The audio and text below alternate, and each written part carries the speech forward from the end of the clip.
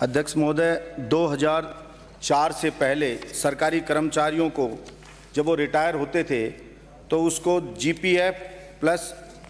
Gratuity का 20 लाख रुपया एक मुश्त मिलता था और उसके बाद में उसके बेसिक वेतन का 50% और अन्य लाभ सहित उसको पेंशन के रूप में जीवन भर मिलता था। लेकिन 2004 के बाद से जो कर्मचारी नियुक्त हुए उनको नई पेंशन स्कीम में डाल दिया गया और उस पेंशन स्कीम के अंदर 10%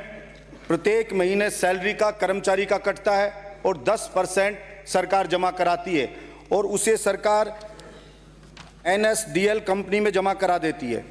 ये एनएसडीएल उसको शेयर मार्केट में उस पैसे को लगाती है और जब कर्मचारी रिटायर होता है उस वक्त अगर शेयर मार्केट में मंदी है तो जो पैसा उसका जमा है वो पैसा भी उसका कम हो जाता है और रिटायरमेंट के वक्त उसको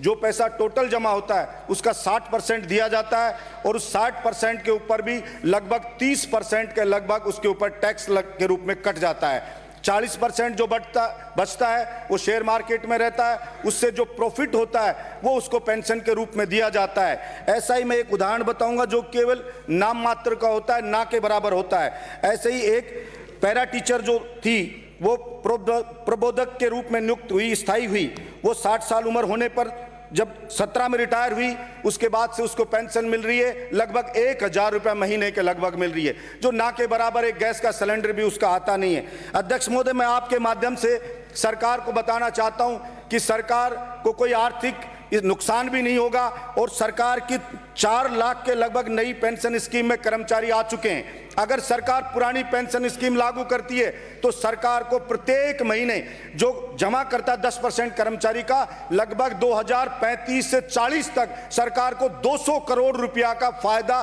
प्रत्येक महीने होगा, यानी 2500 करोड़ रुपया सरकार को मिलेगा।